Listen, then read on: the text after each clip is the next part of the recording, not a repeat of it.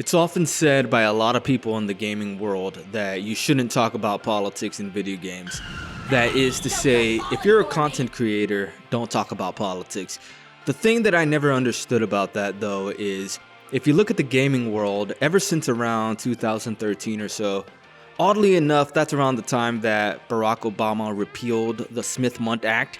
I would look that up if I were you. It's actually very interesting, and it could explain a lot of what's going on now, but it was around 2013 when video game developers started including political things in their video games. It started harmlessly enough, a gay character here, a woman beating up a dude there, but over time it morphed into what it's become in recent years, and that is an overgrown, cancerous growth that seemingly won't go away. Where, for example, now in some of the biggest and greatest gaming franchises, there are weird post-op surgery scars available, or the option to choose non-binary as a gender. That, for example, is something that doesn't even exist. There's the issue also where companies, for some reason, seem to be totally against showing attractive females anymore. That trend does slowly seem to be going away though, but just take a look at Mortal Kombat 1, which came out a little bit over a year ago, and compare it to Street Fighter 6. I'm sure you can tell the difference. It's mostly in Western gaming companies where this is a problem, and I say all of that to say this. If it's your position that we as content creators should not talk about political issues, then why is it that the video game companies are able to insert their political views into video games? So the people like me who cover video games, we can't talk about the divisive issues that video games put out. That seems like a recipe for only one side of the aisle to be heard, and that's just not fair. RPG Forums has a new rule going where they actually will ban you if you talk positively about President Donald Trump. The policy reads as follows. The following announcement is the result of over a year of serious debate by the moderation team. The decision is as close to unanimous as we ever get. So let me get this straight. It took over a year to get to a unanimous decision. I would imagine a unanimous decision would happen pretty quickly, since everyone agrees. I wonder what the debate actually looked like though. It's like they were probably sending private messages to each other on one tab, and on a few other tabs they had weird ladyboy corn. We fully consider the downsides. No, you didn't. And we will not pretend that evil is not evil. You know what? I wonder what exactly Donald Trump has done that they can point to as an example of evil. I can't think of a single thing, to be completely honest with you. Some people might point to the supposed RAPE conviction. I say it that way because I'm on YouTube and I can't say the word, so whatever. But that's not what that was. ABC literally just a few weeks ago had to pay Donald Trump $15 million for defamation because they said, one of their anchors said that Donald Trump was convicted of RAPE. It was not true. It was not true then, and it's not true now, and it never has been true. So he's not evil because of that, because it never happened. So is he evil because he said to grab him by the kitty? Is that what makes him evil? The announcement goes on to say we're banning support of Donald Trump on the RPGNet forums. This is because his public comments, again, which public comments are you talking about? It really is hard to debunk you when you don't cite any examples. I can pretty much guarantee you whatever example that they would give is easily explainable, but they don't do that, so you're kind of just forced to guess at what they're talking about. It goes on, his policies and the makeup of his administration are so wholly incompatible with our values that formal political neutrality is not tenable. So his policies, such as?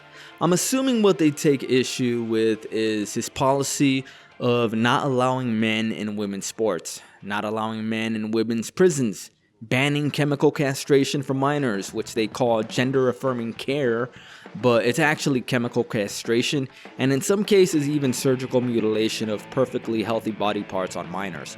Another policy they might be referring to is no trans in the military, which is good, because you don't want people around guns who think that they can change genders, because that's crazy. You don't want crazy people with guns. That's a bad thing, remember? You can't have that. I know this isn't what they said specifically, but that's kind of the issue here, is that they're just throwing things out there and not being specific, so you kind of have to guess at what they're talking about. But I think I hit the mark though. It's like, after all, we're talking about message board moderators here. These are not high order thinkers that we're talking about. People like that do genuinely believe that things like the transgender issue or abortion are actually issues on which you can decide who can run an entire country. The RPGNet forum policy announcement goes on to say, we can be welcoming to persons of every ethnicity who want to talk about games, or we can support open white supremacy, not both. Okay, so when he talks about white supremacy, obviously they're saying that to mean Donald Trump and his administration. But again, he didn't cite any actual examples of Donald Trump being a white supremacist. Trump is a guy who chose as his vice president someone who is married to a dark-skinned Indian woman. A very beautiful Indian woman, I should say. Donald Trump selected Scott Turner as Secretary of the U.S. Department of Housing and Urban Development. Both of Donald Trump's press secretaries were and are women. Donald Trump chose Susie Wiles as his chief of staff. That's the first time a woman has ever been in that role, by the way. She was also his 2024 campaign manager. He chose females for Director of National Intelligence and Homeland Security. That would be Tulsi Gabbard and Kristi Noem, respectively. Kash Patel looks like he's fresh out of India, and he's going to be FBI director, hopefully, if he's confirmed. Vivek Ramaswamy was also a major force during the campaign, but it looks like he's kind of neutered his own momentum. Marco Rubio is Latino and was chosen by Donald Trump as the Secretary of State. So exactly what is the issue with the makeup of his administration?